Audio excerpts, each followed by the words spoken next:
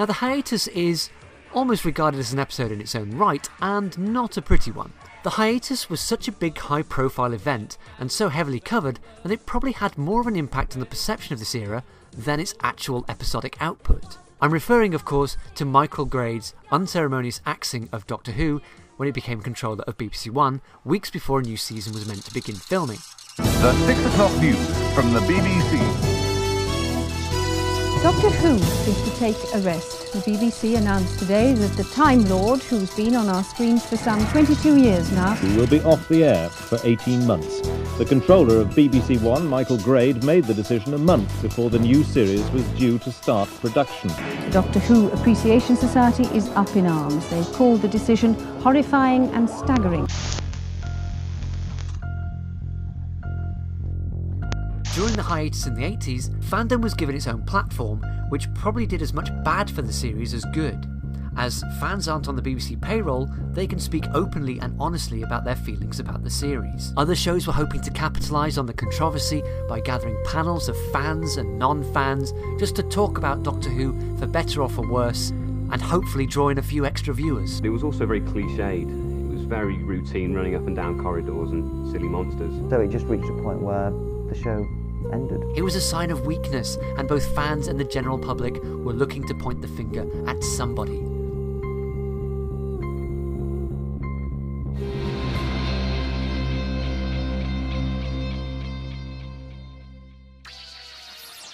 I think from then on, the Doctor was living on borrowed time. Colin was kind of treated a little bit badly. He arrived just as the series was being criticised by the BBC for being violent and for being over the top. And he came in and was given a rather violent and over the top character to play.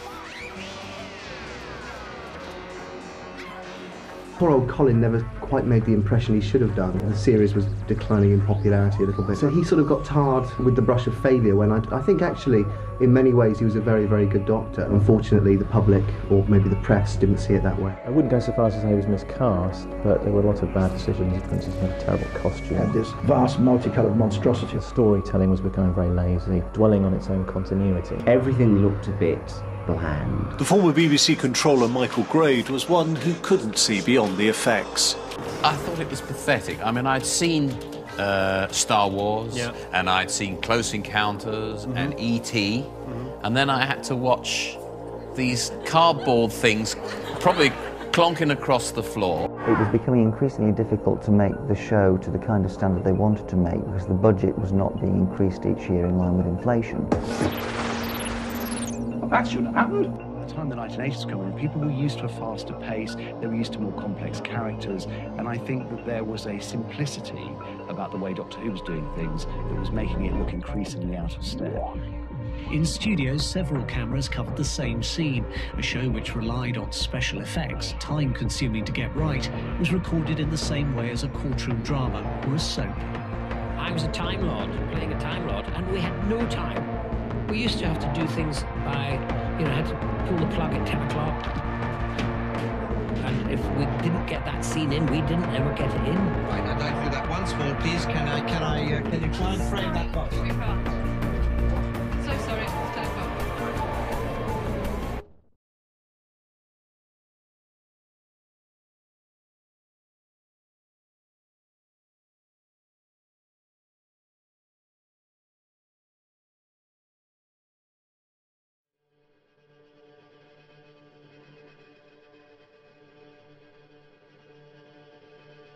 Now, many of you might not know who John Nathan Turner is, especially if you're only familiar with the revival of Doctor Who from 2005 on. Because John Nathan Turner was the producer of the final seasons of the classic series of Doctor Who. He was a longtime producer from 1980 to 1989, until the show's cancellation. He was technically a producer and not a showrunner because he didn't have any writing experience. But it is widely considered that many of his decisions for Doctor Who were pretty awful, and that this persistent perceived drop in quality is what brought about Doctor Who's cancellation in 1989. But of course, like anything, it is much more complicated than that. So, what's the deal with John Nathan Turner anyway?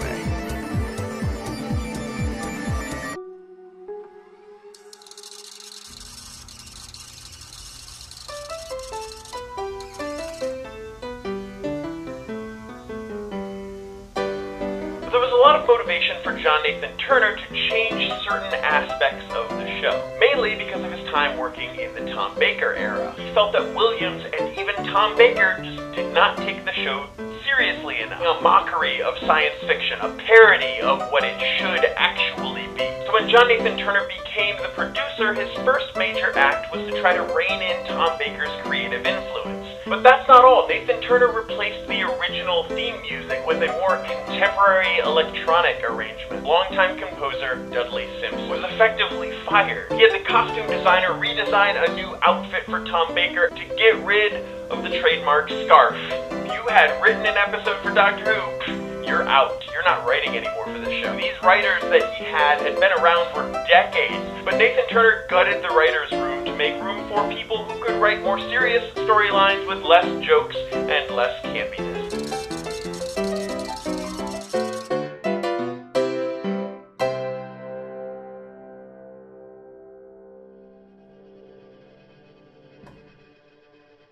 You cannot do a job like that for that long, and we both did a sort of decade on one show, that to the outside world, to the public, was a treasured, loved, long-running, you know, celebrated thing. But in reality, at the BBC, at the time we were both in those programmes, nobody really cared. They didn't want to know. You know, it was like, oh, not that. You know, they wanted to talk about new things. They wanted to talk about, you know, in John's case, in drama department, Doctor Who was probably the very lowest, bar possibly only Triangle, in terms of the pecking order of anyone being interested. Anything that was coming along that was new, people were more excited by, even though they repeatedly flopped and never got the same audience figures or whatever. You know, you were never popular because you were the thing that had been there for years. You were the dinosaur. You had all the baggage of Tom Baker and the rest of it. You know, it's very hard to keep a flagship programme fresh and evolve it, and it's harder when you love it. Well, I think I have to kind of pick you up there and say that I don't think it's ever been said it was taken off for 18 months because it was too violent. I think the real reason it was taken off it was basically because they needed a sufficient amount of money in order to achieve daytime television, which, you know, then was quite a novelty for the United Kingdom. The BBC wished to pull forward their launch date because the independent companies were pulling forward theirs. So there was this sudden and dramatic attempt at cancelling a whole range of shows and using the money for the daytime television. Yeah, I mean, the thing about producing the show is you can do no right. If you don't have any old monsters, people write in and complain. If you do, they love it when it's on the telly, and then afterwards dissect it and say it was all wrong.